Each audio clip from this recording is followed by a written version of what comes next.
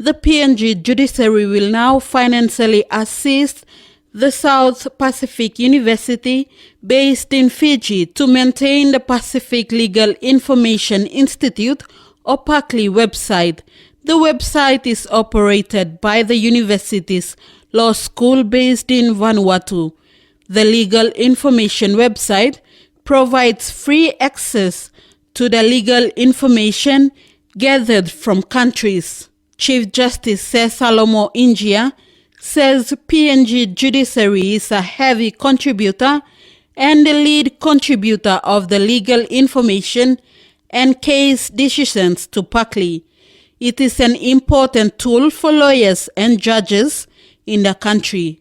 Since its inception in the 1990s, the project has been funded by the federal government of Australia. From 2011 to 2016, the project faced funding crisis when the Australian government pulled out. The University of South Pacific, Dean of the School of Law, Professor Eric Colvin, made a plea during the Pacific Judiciary Conference hosted in PNG last year to assist in funding the website. That is why this year the PNG Judiciary, through the leadership of Chief Justice Sir Salomo Injia, has signed an MOU yesterday with the University of South Pacific to fund the basic services. The Department of Justice and Attorney General has also come on board to co-fund PacLII commencing in 2018 onwards. Sir Salomo made this announcement at the Waigani Judiciary Conference Room in Port Moresby yesterday. The Judiciary of Papua New Guinea has taken an initiative to try to find ways and means by which we could assist the University of South Pacific to sustain the activity. And to this day, we have been able to decide on providing some form of assistance, particularly financial assistance, to the tune of around 500,000 kina per year to sustain the operations of PacLII. And I'm happy to say also that the government of Papua New Guinea, through the Department of Justice and Attorney General, have agreed to co-fund PacLII to the tune of 10,000 kina this year and another 100,000 kina per year as from 2018 onwards.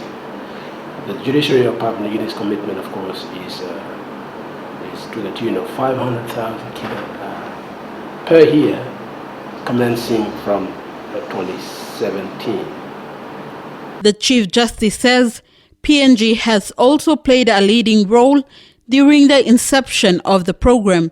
Today, it still plays an important role in assisting lawyers and judges throughout the Pacific. The website has become an indispensable tool in the daily work of lawyers and judges.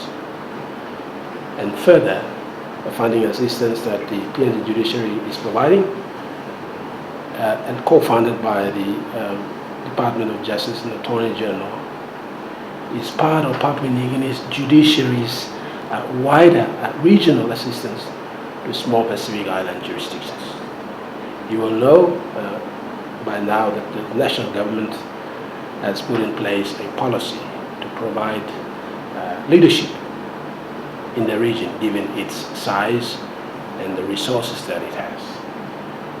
The Papua New Guinea government is providing leadership, as you will know, in the area of shipping, finance, airline industry, sports, and so forth. The director for PacLII, Dr. Anita Jowett, says free access to information is critical and it is important to maintaining the website. Providing free access to the judgments, the statutes, the subsidiary legislation, it is critical for the lawyers and the courts, but it is also critical for the citizens, for the people of the Pacific, and allowing them to access their justice system and know what's going on within the justice system. The funding, what we're hoping to do with it, as well as maintaining the core operations, continuing the publication, is being able to begin to expand into services that more serve the citizens of the country, with maybe legal literacy material, things that bridge the gap between citizens and PacLII itself. And hopefully one of the first things we'll be doing is taking the material from the underlying law conference and making that widely available to all users now and in the future. Meanwhile, Professor Eric Colvin was grateful of PNG Judiciary financially assisting, and also the Department of Justice and Attorney General. Deeply appreciative of the assistance that the Papua New Guinea court system has given to PacLII, and of your own personal role, Chief Justice, in taking the initiative in this respect. It's going to make an enormous difference to the future of PacLII.